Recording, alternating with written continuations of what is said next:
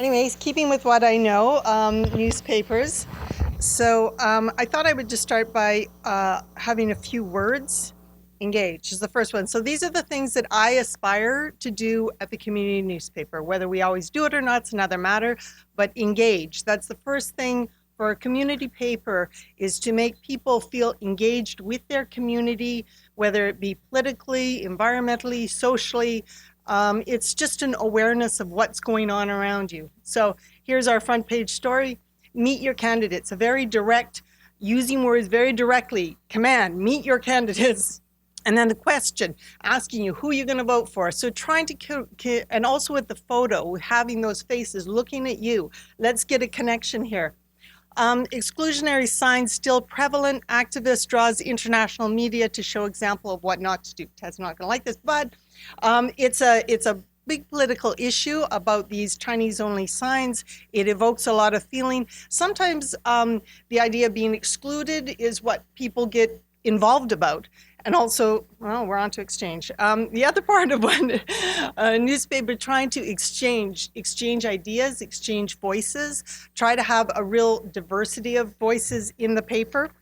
So move along. So, well, the first one, I guess, is letters. Okay, column. So having different voices through columns. This is a good column only in Richmond. It's not news, it's just a slice of life. It's his experience at the checkout counter at Super Grocer, and is very funny. And it's because, and we got a ton of response on that, just because people recognize it. They say, oh my gosh, I've been there, I know that.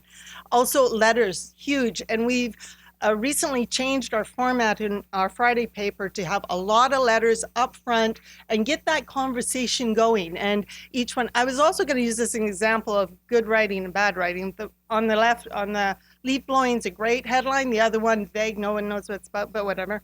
The other thing is pull quotes, pulling a quote out of a story so it's not just the journalists doing their sort of journalistic type writing, but that there's quotes and real life people who are talking in the stories, and to hear their voices and to hear your voice, and keep as much variety of that as possible.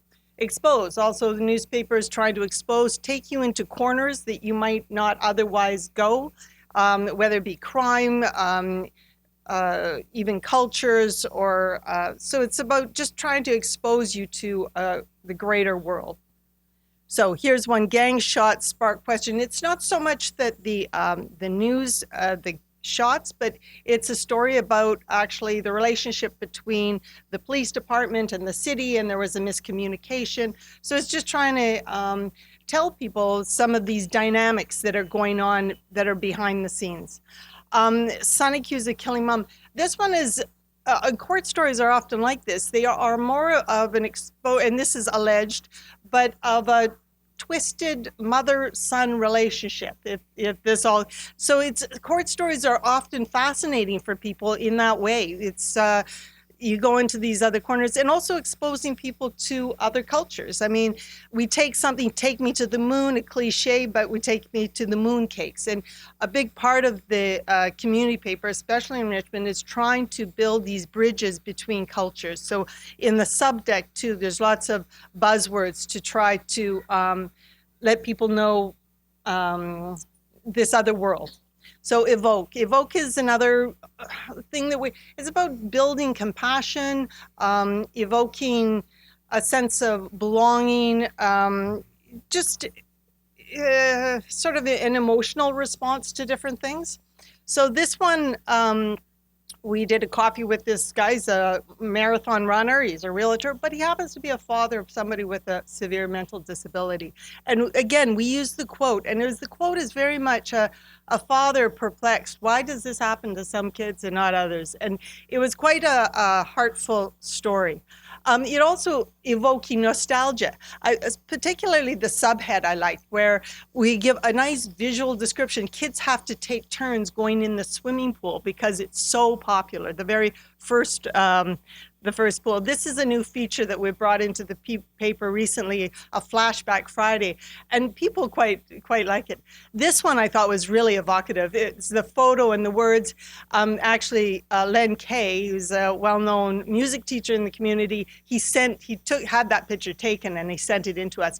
And the side, the cut line that goes with it is very evocative. Really a passing of a tradition, and he actually quoted a principal from who spoke something about the future and the past, whatever. Anyway, so the Evoke is another. Inspire, obviously.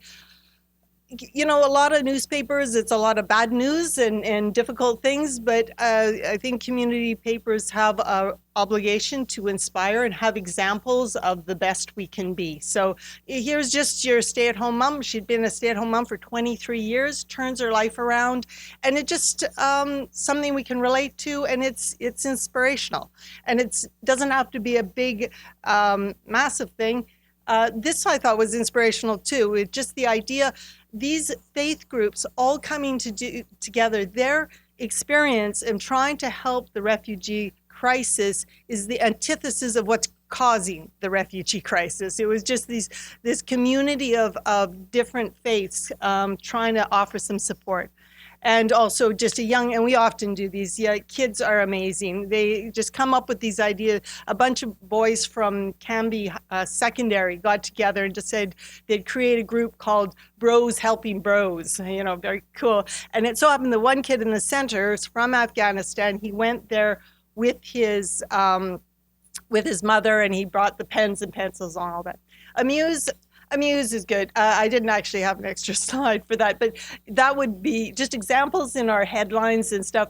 It's got to be fun to read, and that's I had some examples of headlines where we're just tweaking words and making it fun, and it's got to be a good experience and people enjoy. Okay, thank you.